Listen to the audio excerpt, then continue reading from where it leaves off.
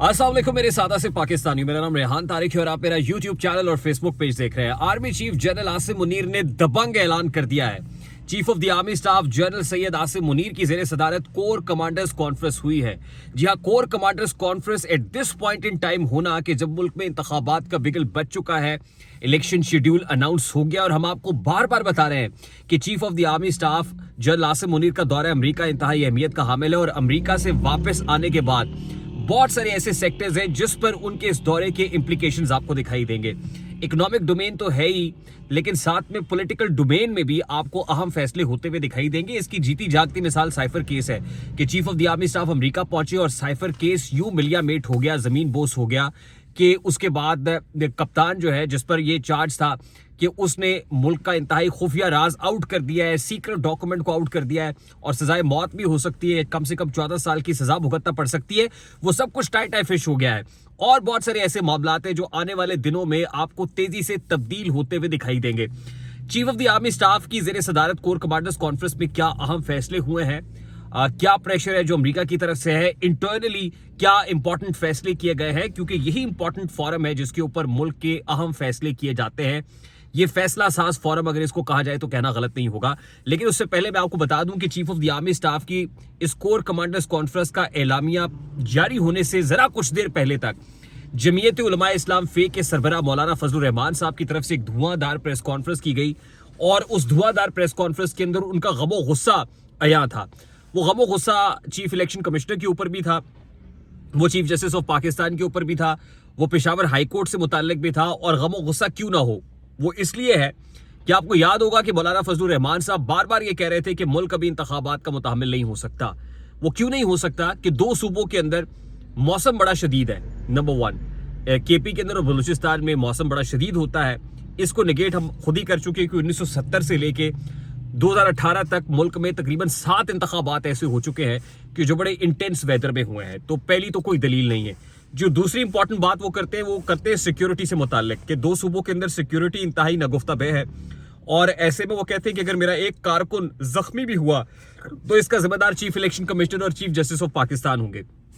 फिर वो कहते हैं कि जो पेशावर हाई कोर्ट ने डिसीजन दिया है कि एक जो हाई कोर्ट है, पेशावर हाई कोर्ट है, वो पूरे पाकिस्तान का फैसला कैसे कर सकता है। यानी जो बल्ले का इंतखाबी निशान पाकिस्तान तहरीक इंसाफ को वापस पेशावर हाई कोर्ट ने दिया है, इसके ऊपर मौलाना फजलुर रहमान खासे तिलमिलाए हुए दिखाई दे रहे हैं। और लगता यूं था उनके टोन और टेनर से कि जिस तरह की प्रेस कॉन्फ्रेंस उन्होंने की है वो ये फोर्सी कर रहे हैं कि केपी खासतौर पे इन पर्टिकुलर केपी और फिर पूरे मुल्क में अगर इंतखाबात होंगे तो पाकिस्तान तहरीक इंसाफ बहुत सारे लोगों के ख्वाबों को चकनाचूर कर देगी और ऐसा होना मुल्क की मफाद में नहीं है, या यूं कह लीजिए कि पीडीएम के मफाद में नहीं है, मौलाना फजलुर रहमान समेत उनके जो लाइक माइंडेड लोग हैं उनके मफाद में नहीं है। जरा मैं इससे एक रोज पहले आपको पीछे लेकर जाना चाहता हूं जब आईजी पंजाब डॉक्टर उस्मान अनवर ने यह ऐलान किया कि हमारे पास जो रिक्वायर्ड नफरी है इलेक्शन कमीशन ऑफ पाकिस्तान को देने के लिए नहीं है। आप जरा इस स्टेटमेंट को भी नोट कर ले कि आईजी पंजाब ये कह रहे हैं कि हमारे पास तो रिक्वायर्ड नफरी नहीं है। उसके बाद जो इंपॉर्टेंट चीज़ है वो ये है कि पाकिस्तान तहरीक इंसाफ के शाह महमूद कुरैशी साहब है, उनको दोबारा गिरफ्तार कर लिया गया। अब दोबारा गिरफ्तार क्यों किया गया, इस हवाले से भी बड़ी इंपॉर्टेंट खबर है और वो इंपॉर्टेंट खबर यह है कि शाह महमूद कुरैशी साहब इमरान खान का पैगाम बाहर लेकर आ रहे थे। यानी साइफर केस में जमानत मिल गई, उसके बाद 3 MPO के तहत उनको गिरफ्तार करना पड़ा और 12 किस्म के चार्जेस मजीद लगा दिए गए हैं। तो शाह महमूद कुरैशी साहब के बारे में यह है कि वो कुछ ऐसे इंपॉर्टेंट मैसेजेस लेकर आ रहे थे, जैसे आपको पता है ना कि प्लेइंग फील्ड के अंदर कि 12th मैन को कोई ग्लव्स लेके आता है और ग्लव्स के जरिए से एक पैगाम पहुंचाया जाता है प्लेयर्स को।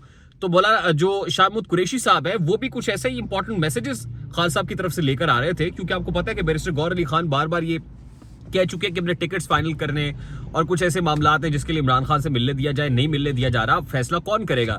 शाह महमूद कुरैशी को ऐसे क्रूशल वक्त में पकड़ के दोबारा अंदर डाला गया है।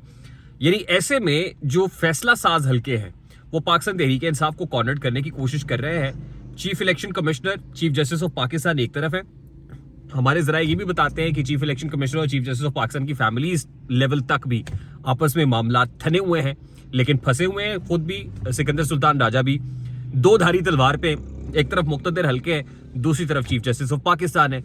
यानी वो जो रियासती इदारे हैं वो भी इस सारे मामले के ऊपर सेम पेज पे नहीं है। अब ऐसे में chief of the army staff general Asim Munir की तरफ से की सदारत में जो कोर कमांडर्स कॉन्फ्रेंस हुई उसके एलामिये में कहा गया है कि जो पाक फौज है وہ الیکشن کمیشن آف پاکستان کو مطلوبہ اور ضروری سیکیورٹی فراہم کرے گی.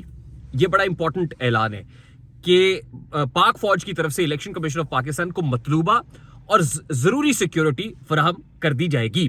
لیکن اس کے ساتھ ساتھ جو ہمسایہ ممالک ہیں ان کی طرف سے جو جدید اسلحہ دیا جا رہا ہے دہشت گردوں کو, وہ انتہائی تشویش کا باعث ہے.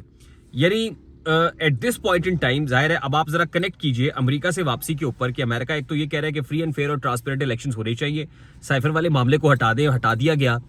اب یہ سب کچھ, اور پھر انٹرنلی فوج کے اندر بھی ظاہر ہے یہ بات ہے کہ ایک ادارہ جو عدالت ہے وہ تو اپنا داغ دھو رہی ہے, لیکن فوج کو کیوں گندا کیا جا رہا ہے؟ تو فوج بھی اب اس کے لیے تیار ہے کہ الیکشنز کرانے ہیں.